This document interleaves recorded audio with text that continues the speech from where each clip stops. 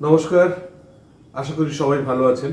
আমাদের চ্যানেলটি যারা দেখছেন, পছন্দ করছেন এবং সাবস্ক্রাইব করছেন তাদের আন্তরিক ধন্যবাদ। আপনাদের সাপোর্ট আমাদের অনেক দূরে এগিয়ে নিয়ে যাবে। আজ এক বিখ্যাত ব্যক্তিত্বকে নিয়ে কথা বলবো। সত্যজিৎ রায় বলতেই আমরা তার হিরো হিসেবে সৌমিত্রকে ভাবি।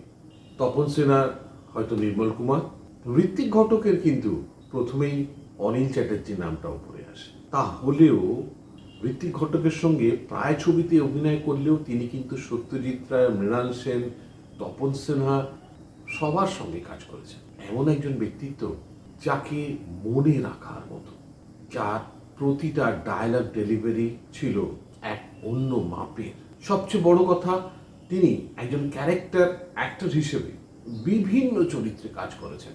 লিডিং রোলে কাজ করেছেন, কখনো সাইড ক্যারেক্টার হিসেবে কাজ করেছেন, কখনো নেগেটিভ ক্যারেক্টারে কাজ করেছেন। এত বহুমুখী ক্যারেক্টার রোলে ওনাকে পেয়েছি আমরা। আর বোধহয় বাংলা ইন্ডাস্ট্রিতে এত ধরনের চরিত্রে কেউ অভিনয় করেনি। শুধু মেন ট্রেন ছবিতে নয়, আগেই বললাম সমস্ত বড় ডিরেক্টরদের সঙ্গে, ঋত্বিক ঘটক থেকে সত্যজিৎ রায়, মৃণাল সেন, তপন সিনহা সমস্ত বড় ডিরেক্টরদের সঙ্গে তিনি কাজ করেছেন। সবার পছন্দের তালিকায় ছিলেন অনিল চ্যাটার্জি। এমন একজন প্রতিভাবান মানুষ যিনি বাংলা এবং হিন্দিতে ছুটিয়ে কাজ করে গেছেন। তিনি 25শে অক্টোবর 1929 সালে জন্মগ্রহণ করেন হুগলির জিরাটে। তিনি গ্র্যাজুয়েট হয়েছিলেন সেন্ট জেভিয়ার্স কলেজ থেকে, যদিও তার স্কুল কমপ্লিট হয়েছিল দিল্লি থেকে। সিনিয়র কেমব্রিজ এক্সামিনেশনে তিনি সমগ্র উত্তর ভারত থেকে প্রথম হয়েছিলেন। এই কলেজ চলাকালীন তার আলাপ হয় উৎপল দত্তের সঙ্গে এবং তিনি নাটকে কাজ করতে শুরু করেন। এরপর ধীরে ধীরে তার সিনেমায় পদার্পণ এবং সারা জীবন ধরে প্রায় 150টিরও বেশি ছবিতে কাজ করা। এছাড়াও ন্যাশনাল দূরদর্শন থেকে সম্প্রচারিত হতো নাকাব সিরিয়াল, যার লিড রোলে ছিলেন অনিল চ্যাটার্জি।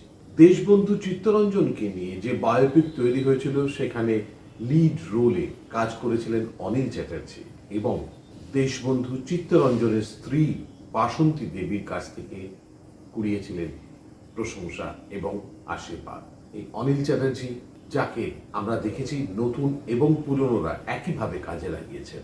তার উল্লেখযোগ্য ছবিগুলি হল তিন কন্যা, কাঞ্চনজঙ্ঘা, রক্তপলাশ, মহানগর, নির্জন সৈকতে, যতুগৃহ, কোমল গান্ধার, সাগিনা মাহাতো, বন পলাশের পদাবলী, আনকাহি, এক দিন আচানক, এক ডক্টর কি মত, মেঘে ঢাকা তারা প্রভৃতি।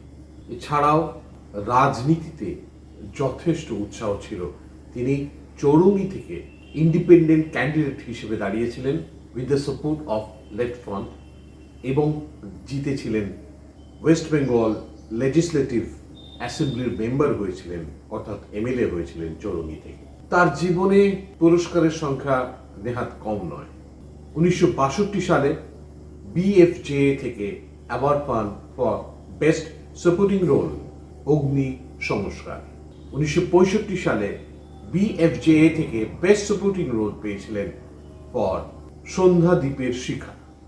1971 সালে পেয়েছিলেন best supporting role from BFJA for Sagina Mahato. 1976 সালে পেয়েছিলেন best supporting actor from BFJA for film রাজা।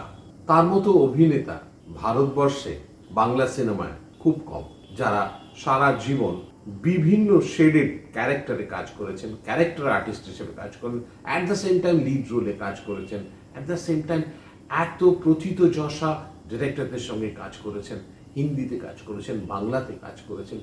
এইরকম একজন প্রতিভাবান মানুষ, আজকে আমরা তাকে হয়তো ভুলতে বসেছি।